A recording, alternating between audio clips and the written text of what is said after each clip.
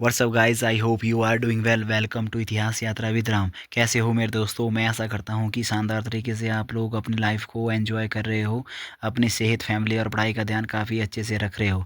सो दोस्तों, आज का हमारा जो टॉपिक है वो है मंडी रियासत पार्ट 1। सो दोस्तों, इससे पहले हमने सुकेत रियासत के बारे में पढ़ लिया। वहाँ के जो इम्पोर्टेंट जो राजा थे, उनका शासनकाल, उनकी जो अचीवमेंट थी, ठीक है दोस्तों। और जो हमारी वैली थी, उनके बारे में हमने पढ़ लिया, ठीक है। और उनसे हमारे एग्ज़ाम पॉइंट ऑफ व्यू से क्वेश्चन बन सकते हैं दोस्तों, तो हमने वो भी सारी चीज़ें कवर कर ली है। और आगे हम इसके बाद जो है मंडी रियासत के बाद एमसीक्यू सीरीज़ का लेक्चर आएगा दोस्तों, इनमें बेस्ड होगा दोस्तों एमसीक्यू सीरीज़ का, ठीक है। तो बढ़ते हैं दोस्तों मंडी रियासत पार्ट 1 में। मंडी रियासत की स्थापना। मंडी राज्य के अस्तित्व में आने से पूर्व क्षेत्र विशाल जालंधर त्रिगर्त के ही अंग थे, ठीक है दोस्तों। और मंडी रियासत की स्थापना सुकेत के एक राजकुमार बाहुसेन ने 1330 ईस्वी के लगभग की थी। साहुसेन और बाहुसेन दो भाई थे, ठीक है दोस्तों। साहुसेन और बाहुसेन दो भाई थे, और जो सुकेत के संस्थापक वीर सिंह के 8वीं पीढ़ी में हुए थे, ठीक है दोस्तों। क्वेश्चन पूछा जा सकता है एग्जाम में पॉइंट ऑफ व्यू से कि जो है साहुसेन बाहुसेन कौन सी पीढ़ी के जो थे राजा थे, ठीक है दोस्तों। वो 8वीं पीढ़ी की जो है सुकेत संस्थापक जो वीर सिंह थे, उनकी जो 8वीं पीढ़ी की राजा थी ये, ठीक है दोस्तों।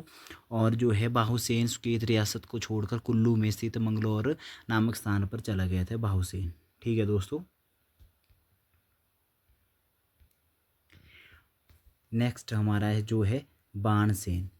बाणसेन की 11वीं पीढ़ी के राजा कर्णचंद की गर्भवती पत्नी एक ब्राह्मणी का वेश बनाकर अपने पिता राणा शिवकोट की ओर भाग गई, ठीक है दोस्तों। शिवकोट की ओर भाग गई जो अपना वेश बनाकर, और वहाँ एक बाण वृक्ष के नीचे एक पुत्र को जन्म दिया जिसका नाम रखा गया बाणसेन, ठीक है दोस्तों। राजा बाणसेन का नाम बाणसेन कैसे पड़ा, ठीक है। आपसे क्वेश्चन पूछा जा सकता है कि बाणसेन का नाम बाणसेन कैसे पड़ा, तो उनका जो बाण वृक्ष के नीचे उनका जन्म हुआ था, इस कारण उनका नाम जो है बाणसेन पड़ा, ठीक है। और बाणसेन के नाना ने उसे जो है शिक्षा दीक्षा दी, और नाना की मृत्यु के बाद वो शिवकोट का राणा बना, ठीक है। बाणसेन अपनी राजधानी शिवकोट से बदलकर मंडी नगर के भ्यूली में ले गया, और बाणसेन ने प्राशर झील के किनारे प्रसिद्ध जो है क्या बनाया दोस्तों, प्राशर ऋषि का मंदिर बनाया, ठीक है दोस्तों। बाणसेन ने क्या बनाया, प्राशर ऋषि का मंदिर बनाया, ठीक है दोस्तों। ये आपने याद रखना है, ठीक है। नेक्स्ट हमारा जो रूलर है दोस्तों वो है दिलावर सेन। 1470 ईस्वी में राजा बने, और दिलावर सेन सिकंदर लोधी का समकालीन था, ठीक है दोस्तों। सिकंदर लोधी जो था उनका समकालीन था, जो है लोधी डायनेस्टी का जो किंग था सिकंदर लोधी, उनका जो कार्यकाल था 1478 से लेके 1517 ईस्वी तक का रहा है सिकंदर लोधी का कार्यकाल, ठीक है। और दिलावर सेन किसमें सिकंदर लोधी ने मंडी पर आक्रमण किया था, ये सबसे इंपॉर्टेंट पॉइंट है दोस्तों, स्टार लगा देना आपने इसको। दिलावर सेन किसमें, सिकंदर लोधी ने जो है मंडी पे आक्रमण किया था। किस राजा किसमें किया था, दिलावर सेन किसमें। और सिकंदर लोधी के नाम से मंडी में एक धार का नाम जो है सिकंदर धार पड़ा, ठीक है दोस्तों। और दिलावर सेन की मृत्यु 1499 ईस्वी में हो गई।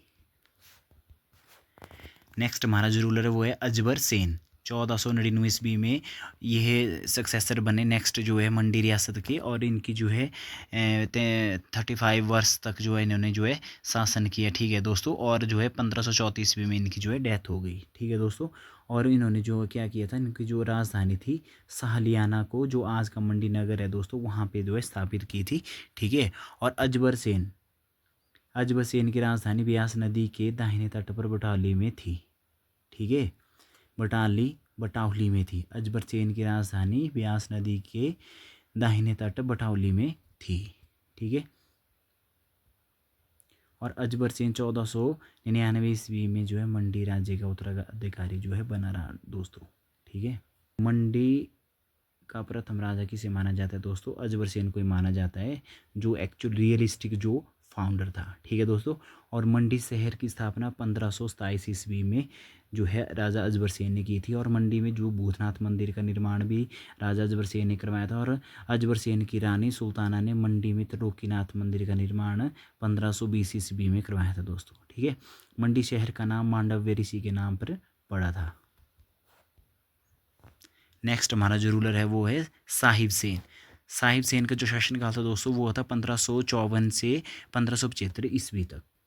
ठीक है दोस्तों, ये आपने याद रखना है, 1554 से लेकर 1575 ईस्वी तक इनका शासनकाल था साहिब सेन का। और अजबर सेन के उत्तराधिकारी के पोते थे साहिब सेन। ठीक है, और अजबर सेन के जो सक्सेसर थे, ठीक है, और उनके जो पोते थे साहिब सेन थे। ठीक है, बिलासपुर की राजकुमारी प्रकाश देवी सेन का विवाह हुआ था साहिब सेन का।